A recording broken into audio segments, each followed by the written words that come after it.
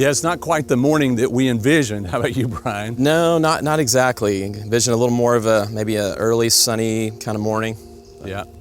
But we're glad to be here with you guys. We're going to talk about Good Friday and the day that Jesus went to the cross and some of the things that must have been going through his mind and some of the disciples' mind.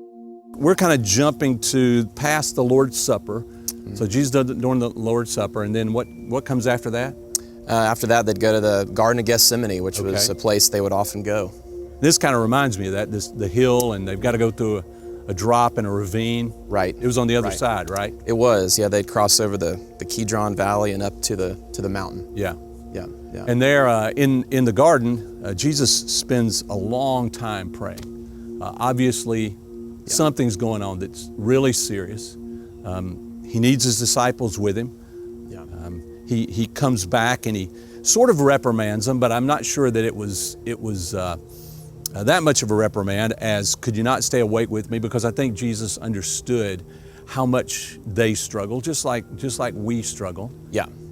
It was amazing how he really humanly needed that support, and yet he still had the strength in God to understand their own weaknesses, the weaknesses of his friends. Yeah. You just kind of see both at play, that he was resolute in following through with God's will, even though his friends really weren't that faithful to support him. Yeah, and it reminds me a lot of what we're going through today, even with the virus and the struggles and the fears that people go through. I mean, you need your friends. Right. And it's one of the problems with our difficulties of social distancing is you really don't want to socially distance. You need the relationships. You just want to physically not be too close to each other. But we need those relationships. Yeah, absolutely. We've seen it be very, very therapeutic. I mean, people are struggling, and to have somebody to identify with, you know that you're not alone. I think that was a lot of, I think Jesus even had his closest 3 disciples that he wanted really close to him. Yeah, just to be in proximity, just to know that I'm not alone in this. And then, it's such a reminder too, though, that he found such comfort and strength going to the Father and praying, spending time there in Gethsemane. It was a very lonely place. I mean, I always, when I see the movies, I get this impression, dark, maybe like this kind of foggy, humid, just an uninviting place. It just doesn't seem like the place of comfort that you might want to go to. But he intentionally wanted to get along with God during that time. Yeah. I mean, it's known as the wine press. That idea of crushing the grapes, and that's kind of what was going on in his soul. Yeah, and it's pretty clear there was a crushingness to it because of the agony that he was going through. Right. And then here's what's interesting to me. So at the end of that time, and John records it. You see it in the 18th chapter of John. John didn't really record all the details, but this is one that he records as Jesus is finished. The Pharisees and religious leaders come, and John says they have Roman soldiers with him and the palace guard with him. And so Jesus comes out, and it says that Jesus fully understood what he was about to go through. He didn't shrink back or run away from it. In fact, he is the one that actually says, "Hey, who are you looking for?" It's really amazing that when you look at that scenario just from an earthly point of view, it looks like Jesus is not in control. Right. Like he's being overpowered, he's being captured by this guard. Yeah. And yet he makes it very clear that, no, this is a plan. Even though I'm being captured, I'm being arrested, I'm submitting to a bigger plan than what you can see. It's really amazing to see those two things at work there. So, Brian, here's what I was thinking about. Why in the world why would anybody willingly walk into pain? I mean, that seems so unnatural for anyone to do that. Yeah, normally we would avoid pain at all costs. Yeah. I thought of just 2 reasons. One is the things that we're going through that would relate to that. And first reason someone goes through pain is because they realize they have no choice. Right. So you can't avoid it. You'd like to run away, like to go hide, get a flight down to an island somewhere. The problem is you may never get back because they may never let you back in the country. That's true. But that would be one reason. Right. But the other reason, which would certainly seem to be true with Jesus, is that Jesus actually understood the pain, but he knew if he went through the pain, that there was something on the other side of it that was so much better than what was going on now, what he was facing now. Yeah, I mean, I love Hebrews 12. I think about that where it says, for the joy set before him, he endured the cross. Yeah. You know, he had this, he could see that there was a purpose in the pain. Right. There's something greater to be accomplished. Yeah. And it would be painful. Even walking out here, the loneliness of it, and we've gone by some things. I remember when the guys were building a tree house, some high school kids out here. I remember that too. And when we first looked at walking through this area, I looked up and I thought, man, it looks just like a cross or something, was there at one time, a place of pain, now deserted, because certainly you want to desert all the painful memories and places in your life. No one wants to relive them over and over again. Right. But there seems to be something also, though, freeing about acknowledging it, and that is the path. Joni and I were last night watching one of the movies where a kid wants to be a football player, wants to play for Arkansas, so he has to go through all this pain in order to become a player for Arkansas, but his desire is so strong. He's just determined to be a Razorback. I don't understand that, but he wanted it, and it was an enormous amount of pain that the coaches would take him through, and discouragement, but he was just determined to just, keep going through that because of the end and because of the goal. Yeah, I mean, there's really, pain corresponds to growth, I think, too. You can't really ever become everything you were meant to become without going through pain, discomfort. Right. A lot of times. And it does help focus you a lot of times. Yeah. Through all this time that we're going through, it has helped me focus on what really matters. And a lot of the things that I might have thought were so important, now all of a sudden I realize, you know what, those things are going to go and pass so quickly, and they may have been comfortable or pleasant, but were they really that important? Yeah, that's true. That's true. It kind of clarifies, it helps you kind of rethink your life. Yeah. Resettle what's a priority. Yeah. Yeah.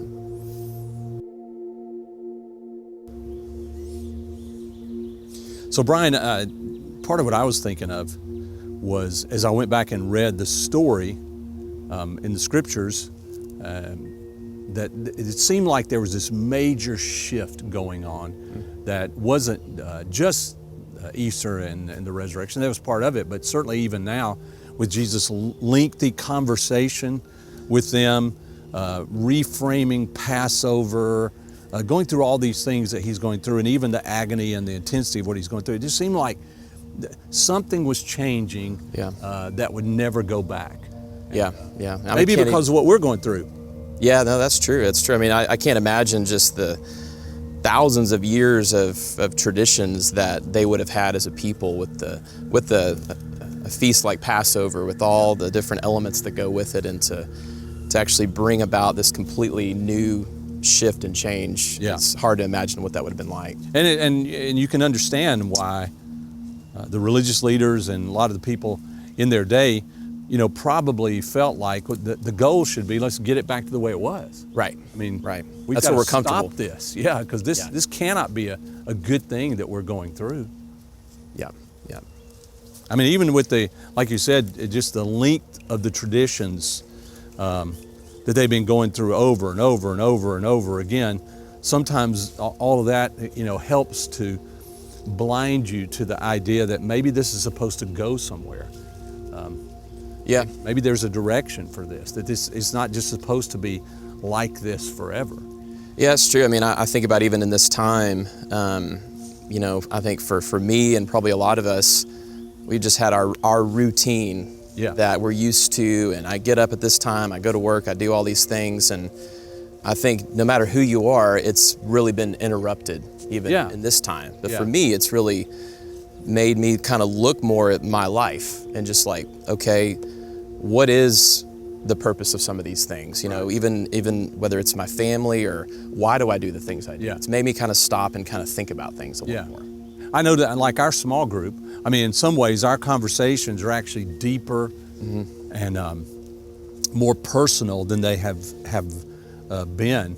And a lot of that is because you're trying to care for people and acknowledge and what are they going through, and make sure you understand and that you're not leaving somebody, sort of out there lost, not feeling like there's anybody that cares about how they're feeling or what they're going through. Yeah, absolutely. Yeah, and speaking of kind of feeling lost, one of the things that happened is Jesus had to go to the crosses really by himself. Mm-hmm. I mean, the Father was with him, but it was one of those things that no one could do this with him or experience with him. So maybe we should go to the crosses. Brian, walking out here just kind of hit me about how when they first came in to Jerusalem a week earlier, I mean, everybody was with them. Right. They were dropping palm branches. He's riding on a donkey. The crowds are celebrating. Everything seems to be going so well. Yep. And within a matter of a week, they've all deserted him. It's kind of like this. I mean, we normally do our Good Friday service out here. Last year, I think there were 1,200 people out here. And here we are doing Good Friday, and it's just me and you. I mean, there's no one out here. And that's kind of what they were facing. Yeah, I mean, you're right. I can't imagine just the emotional whiplash that must have felt like, where you're so excited it's going one direction, everything's mounting, and then it just all completely changes. Yeah. And I'm sure there must have just been a sense of just loss. Yeah. And just, and just feeling disoriented, like what is going on? What were we doing? Why did we go this way? I mean, it's sort of too late to turn back now. Yeah. But speaking of which, hey, the crosses are out there. Let's go out there and talk a little bit about the cross.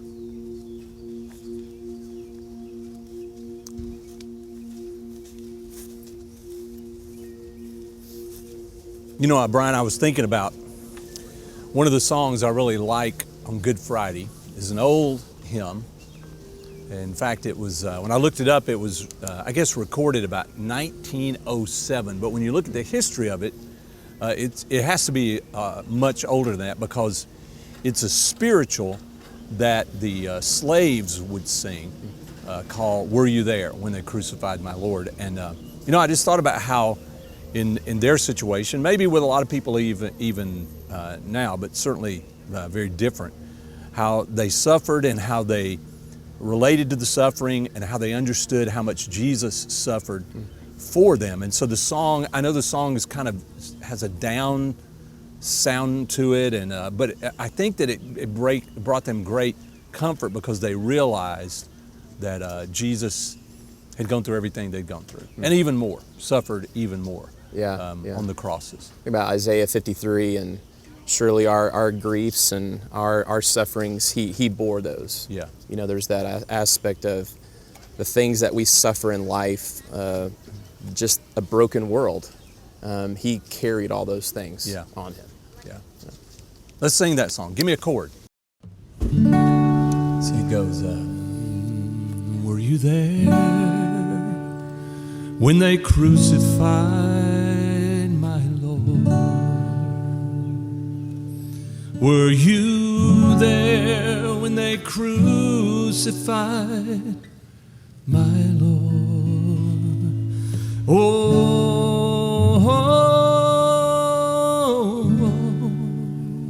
Sometimes it causes me to tremble.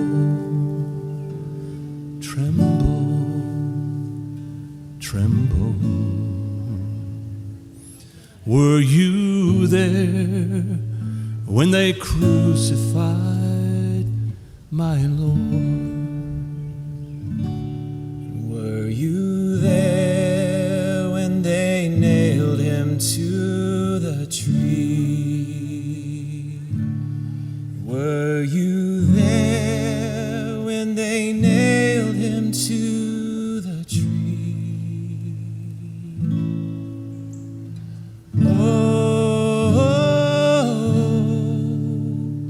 Sometimes it causes me to tremble.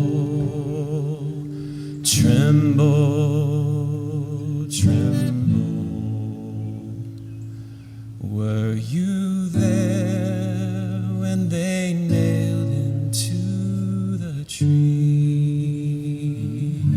And were you there when they laid him in the tomb? And were you there when they laid him in the tomb? Oh,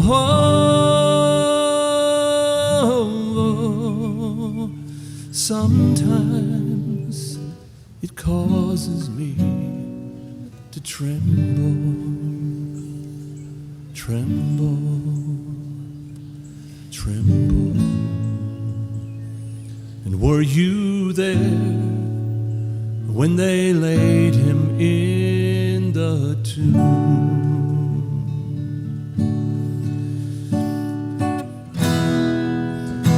And were you there when he rose up from the grave?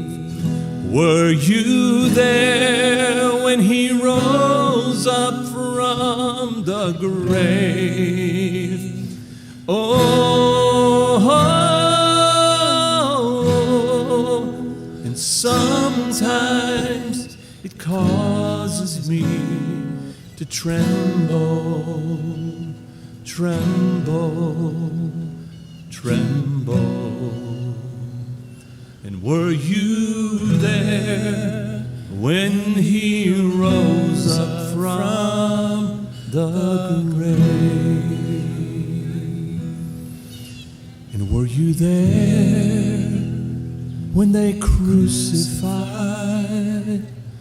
my